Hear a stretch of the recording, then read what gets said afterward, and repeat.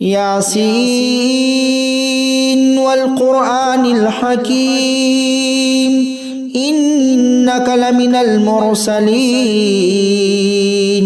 على صراط مستقيم تنزيل العزيز الرحيم لتنذر قوما ما أنذر آباؤهم فهم غافلون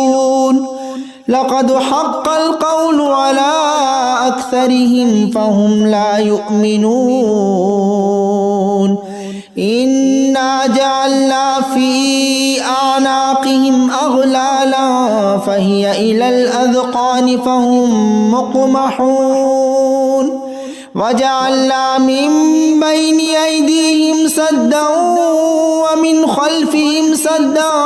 فأغشيناهم فهم لا يبصرون وسواء عليهم أنذرتهم أم لم تنذرهم لا يؤمنون إنما تنذر من اتبع الذكر وخشي الرحمن بالغيب فبشره بمغفرة وأجر كريم إنا نحن نحيي الموتى ونكتب ما قدموا وآثارهم وكل شيء أحصيناه في إمام مبين واضرب لهم مثلا أصحاب القرية إذ جاءها المرسلون إذ أرسلنا إليهم اثنين فكذبوهما فعززنا بثالث فقالوا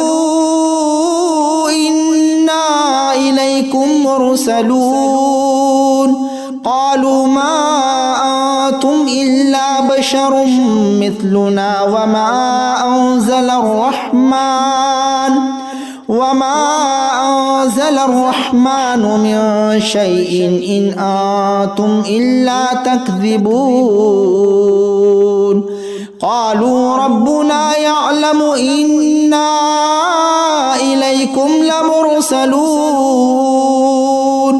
وما علينا إلا البلاغ المبين قالوا إنا تطيرنا بكم لئن لم تنتهوا لنرجمنكم وليمسنكم منا عذاب أليم قالوا طائركم معكم أئن ذكرتم بل أنتم قوم مسرفون وجاء من أقصى المدينة رجل يسعى قال يا قوم اتبعوا المرسلين اتبعوا من لا يسألكم أجرا وهم مهتدون وما لي لا أعبد الذي فطرني وإليه ترجعون أأتخذ من دونه آلهة إن يردني الرحمن بضر لا تغني عني شفاعتهم شيئا ولا ينقذون إني إذا لفي ضلال مبين إني آمنت بربكم فاسمعون قيل ادخل الجنة قال يا ليت قومي يعلمون بما غفر لي ربي وجعلني من المكرمين وما أنزلنا على قومه من بعده من جود من السماء وما كنا منزلين إن كانت إلا صيحة واحدة فإذا هم خامدون يا حسرة على العباد ما يأتيهم من رسول إلا كانوا به يستهزئون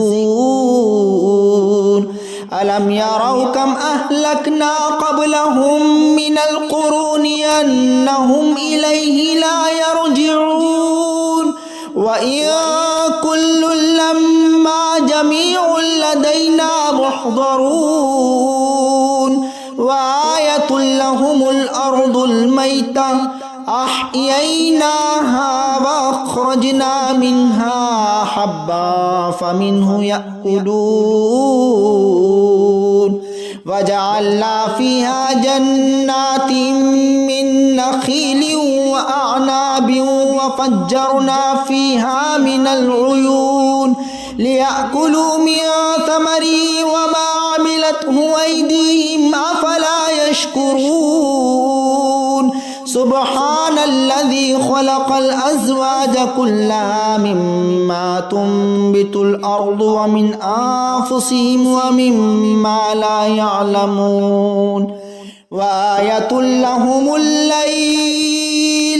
نسلخ منه النهار فإذا هم مظلمون والشمس تجري لمستقر لها ذلك تقدير العزيز العليم والقمر قدرناه منازل حتى عاد كالعرجون القديم لا الشمس ينبغي لها أن تدرك القمر ولا الليل سابق النهار وكل في فلك يسبحون وآية لهم أنا حملنا ذريتهم في الفلك المشحون وخلقنا لهم من مثله ما يركبون وإن نشأ نغرقهم فلا صريخ لهم ولا هم ينقذون إلا رحمة منا ومتاعا إلى حين وإذا قيل لهم اتقوا ما بين أيديكم وما خلفكم لعلكم ترحمون وما تأتيهم من آية من آيات ربهم إلا كانوا عنها معرضين وإذا قيل لهم أنفقوا مما رزقكم الله قال الذين كفروا للذين آمنوا أنطعم من لو يشاء الله أطعمه إن أنتم إلا في ضلال مبين ويقولون متى هذا الوعد إن كنتم صادقين ما ينظرون إلا صيحة واحدة تأخذهم وهم يخصمون فلا يستطيعون توصية ولا إلى أهلهم يرجعون ونفخ في الصور فإذا هم من الأجداث إلى ربهم ينسلون قالوا يا ويلنا من بعثنا من مرقدنا هذا ما وعد الرحمن وصدق المرسلون إن كانت إلا صيحة واحدة فإذا هم جميع لدينا محضرون فاليوم لا تظلم نفس شيئا ولا تجزون إلا ما كنتم تعملون إن أصحاب الجنة اليوم في شغل فاكهون هم وأزواجهم في ظلال على الأرائك متكئون لهم فيها فاكهة ولهم ما يدعون سلام قولا من رب رحيم وامتازوا اليوم أيها المجرمون ألم أعهد إليكم يا بني آدم ألا تعبدوا الشيطان إنه لكم عدو مبين وأن اعبدوني هذا صراط مستقيم ولقد أضل منكم جبلا كثيرا أفلم تكونوا تعقلون هذه جهنم التي كنتم توعدون اصلوها اليوم بما كنتم تكفرون اليوم نختم على أفواههم وتكلمنا أيديهم وتشهدهم أرجلهم بما كانوا يكسبون ولو نشاء لطمسنا على أعينهم فاستبقوا الصراط فأنى يبصرون ولو نشاء لمسخناهم على مكانتهم فما استطاعوا مضيا ولا يرجعون ومن نعمره ننكسه في الخلق أفلا يعقلون ما علمناه الشعر وما ينبغي له إن هو إلا ذكر وقرآن مبين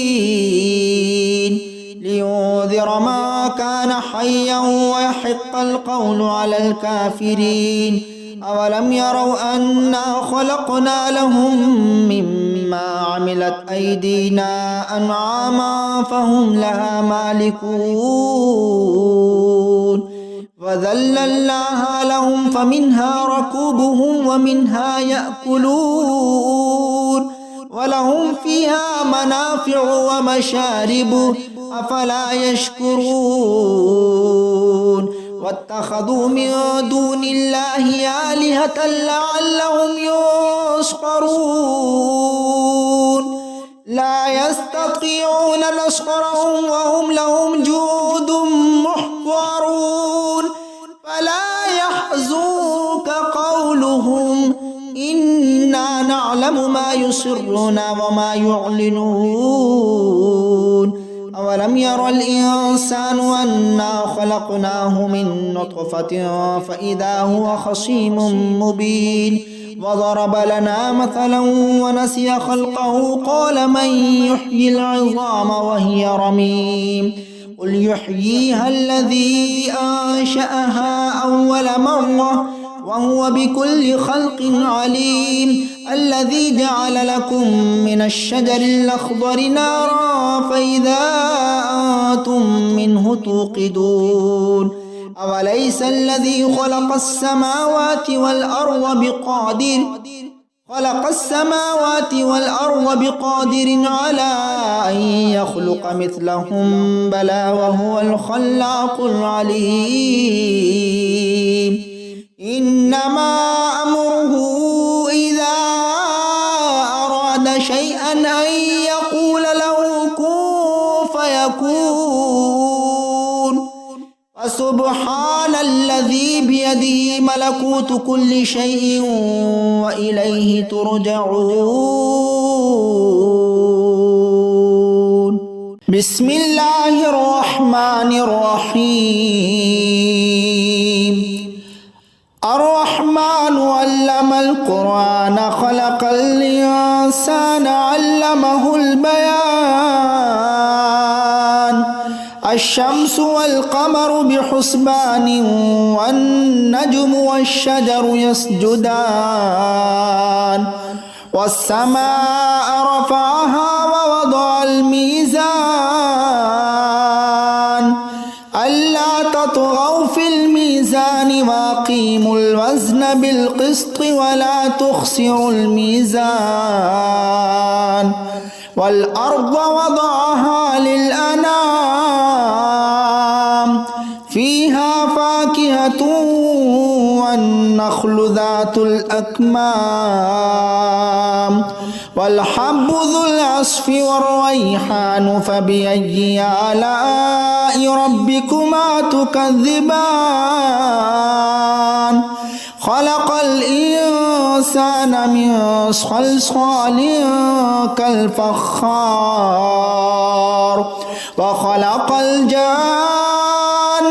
من مارج من نار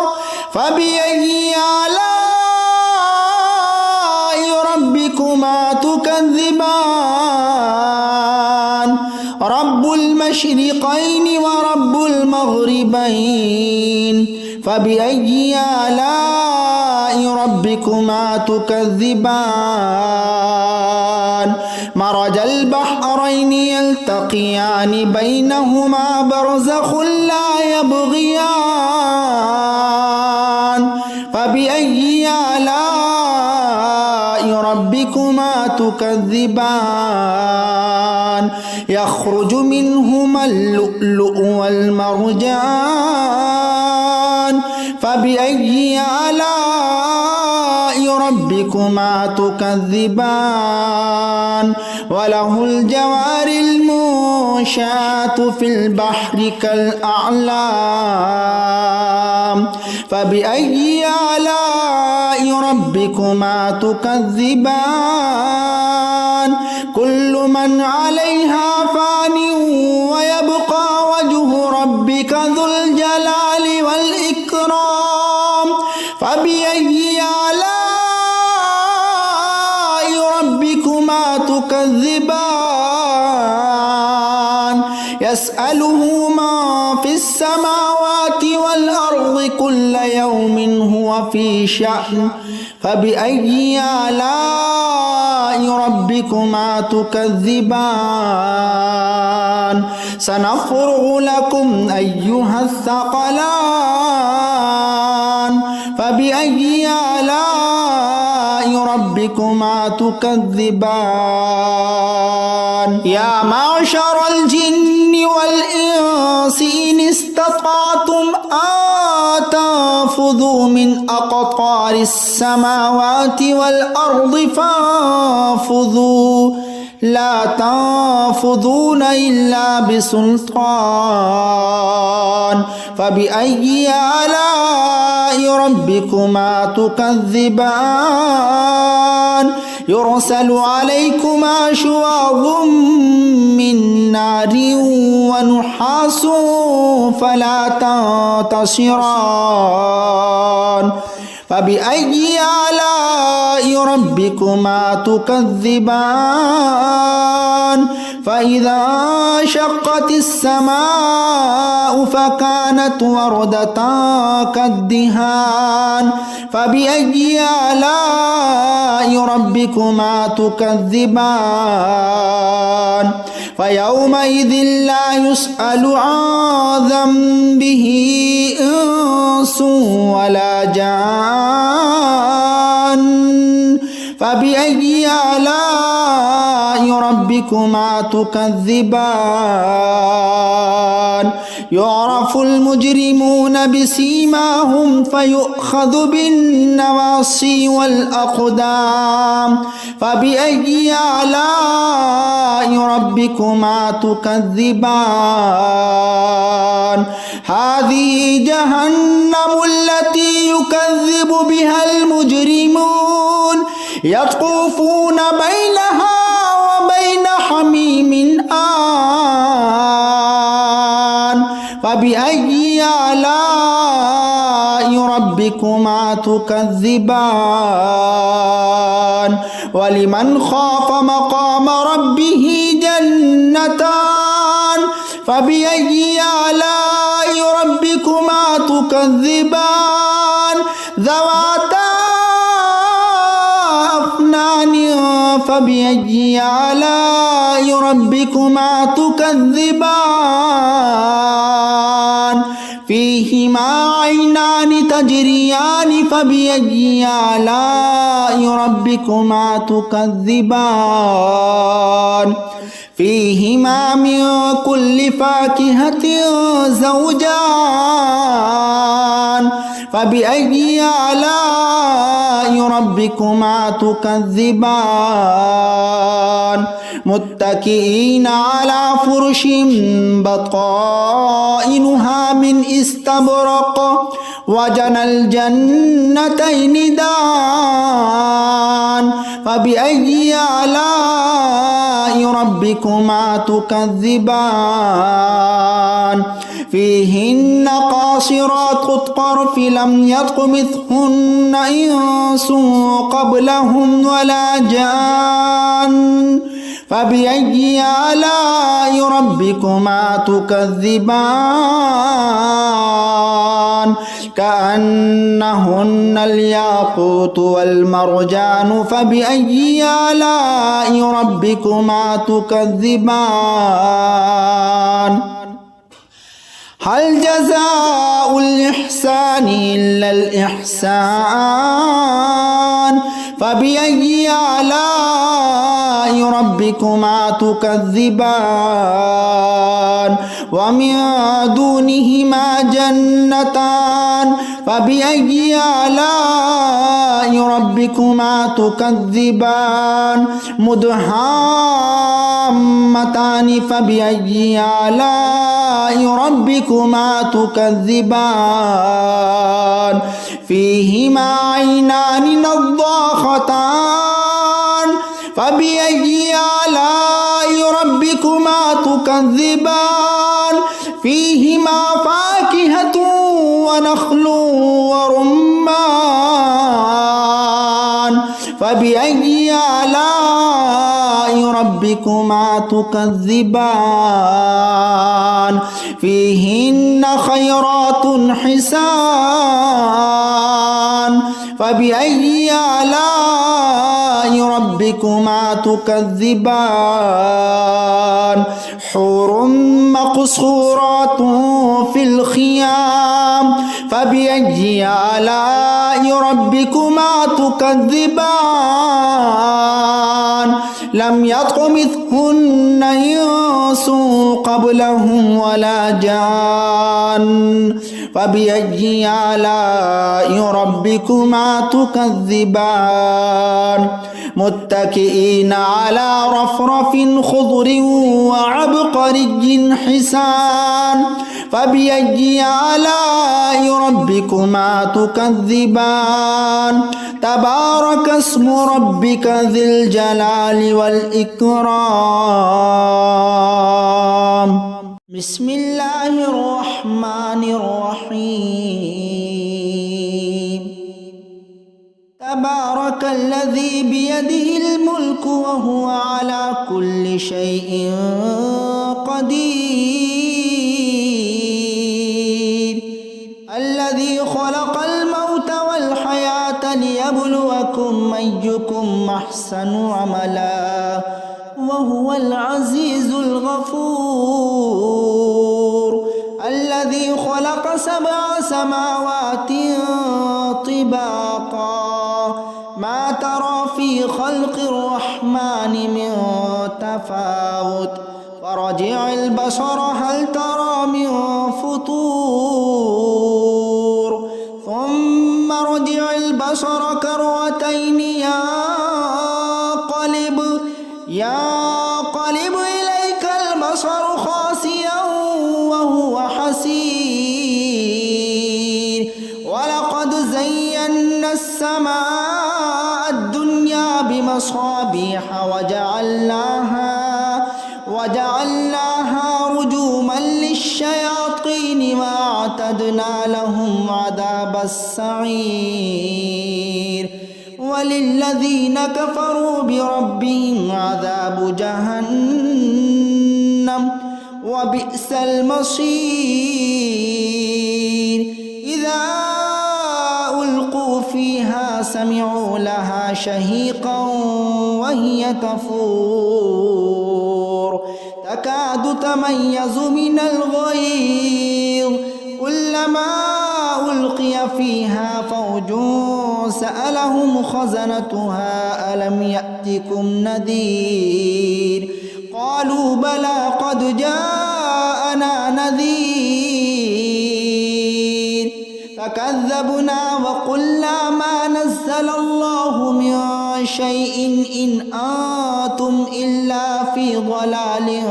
كبير وقال قالوا لو كنا نسمع أو نعقل ما كنا في أصحاب السعير فاعترفوا بذنبهم فسحقا لأصحاب السعير إن الذين يخشون ربهم بالغيب لهم مغفرة وأجر كبير وأسروا قولكم أو اجهروا به إنه عليم بذات الصدور ألا يعلم من خلق وهو اللطيف الخبير هو الذي جعل لكم الأرض ذلولا فامشوا في مناكبها وكلوا من رزقه وإليه النشور أأمنتم من في السماء أن يخسف بكم الأرض فإذا هي تمور أم أمنتم من في السماء أن يرسل عليكم حاصبا فستعلمون كيف نذير ولقد كذب الذين من قبلهم فكيف كان نكير أولم يروا إلى الطير فوقهم صافات ويقبضن ما يمسكهن إلا الرحمن إنه بكل شيء بصير أمن هذا الذي هو جند لكم ينصركم من دون الرحمن إن الكافرون إلا في غرور أمن هذا الذي يرزقكم إن أمسك رزقه بل لجوا في عتو ونفور أفمن يمشي مكبا على وجهه أهدى أمن يمشي سويا على صراط مستقيم قل هو الذي أنشأكم وجعل لكم السمع والأبصار والأفئدة قليلا ما تشكرون قل هو الذي ذراكم في الأرض وإليه تحشرون ويقولون متى هذا الوعد إن كنتم صادقين قل إنما العلم عند الله وإنما أنا نذير مبين فلما رأوه زلفة سيئت وجوه الذين كفروا وقيل هذا الذي كنتم به تدعون قل أرأيتم إن أهلكني الله ومن معي أو رحمنا فمن يجير الكافرين من عذاب أليم